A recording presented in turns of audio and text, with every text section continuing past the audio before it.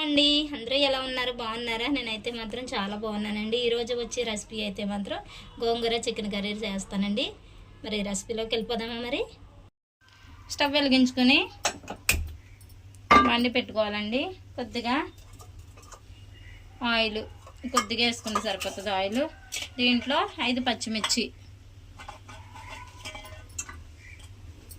వేసుకొని దీంట్లో మాత్రం ఒక అర కేజీ చికెన్ తీసుకున్నానండి. రోజైతే మాత్రం చికెను గోంగూర కర్రీ చేస్తున్నాను. 5 పచ్చిమిర్చి అలాగే ఒక గుప్పుడు చిన్న కట్ట తీసుకున్నాను. అర కేజీ చికెన్లోకి సరిపోతుందండి. గోంగూర వేసుకున్నాం. దీనిపైన కొద్దిగా పసుపు, కొంచెం పసుపు వేసుకొని ఇది మెత్తగా వేగనివ్వాలి. తర్వాత స్టవ్ ఆఫ్ చేసుకుని చల్లారనిచ్చి మిక్సీ పట్టుకోవడమే. పేస్ట్ అయితేనే ఇంకో వేరే బండి పెట్టుకొని దీంట్లోనే ఒక కూరకు సరిపడా ఆయిల్ 2 డొక్కుల ఆయిల్ పడుతుందండి. కూరకు సరిపోతుంది. దీంట్లో ఆయిల్ కాగినాక దీంట్లో ఉల్లిగర మసాలా అండి, కొద్దిగా ఉల్లిగర మసాలా, అలాగే సన్నగా కట్ చేసిన 2 పెద్ద ఆనియన్స్, అలాగే ఒక్కొక్క అప్పుడు ఉంటాయండి. సన్నగా కట్ చేసుకోవాలి. అలాగే ఈ కాగిన తర్వాత ఈ కూడా వేసుకోవాలి. దీంట్లో ఇప్పుడు కూరకు సరిపడా ఇంకా సాల్ట్ వేస్తున్నాను. 1 స్పూను కొద్దిగా వేస్తాను, సరిపోతుందండి.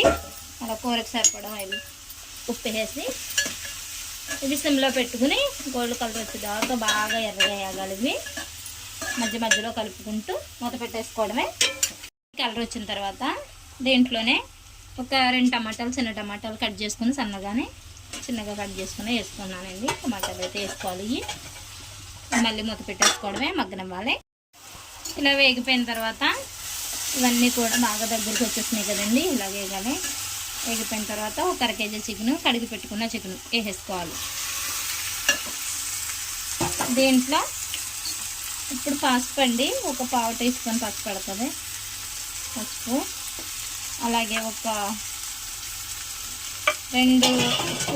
స్పూను అల్లం వెల్లుల్లి పేస్ట్ వేసుకోవడం. ఇవన్నీ కలిపి కారం వేసుకోకూడదు, ఇంకానే కారం వేస్తాను. ఇవన్నీ కూడా కలుపుకోవాలి. మసాలా పట్టేదాకా నీరంతా ఇంకిపోయేదాకా కూడా వేసుకోవాలి. ఇవి మూత పెట్టేసుకోవడమే. మళ్ళీ ఇలా నూనె పైకి తేలిపోతుంది చూడండి. ఇలా వచ్చేసిన తర్వాత దీంట్లో ఒక కూరకు సరిపడా కారం అండి. ఆల్రెడీ పచ్చిమిర్చి వేసాను కాబట్టి 1 స్పూను కారం కొద్దిగా వేస్తున్నానండి. 1 స్పూన్ కారం వేస్తాను. అలాగే దీంట్లో ఇప్పుడు ఒక టీ స్పూను ధనియాల పొడి అండి. ధనియాల పొడి దీంట్లోనే ఇందాకే గ్రైండ్ చేసుకున్న గోంగూర పేస్ట్ వేసుకోవాలి. దీంట్లో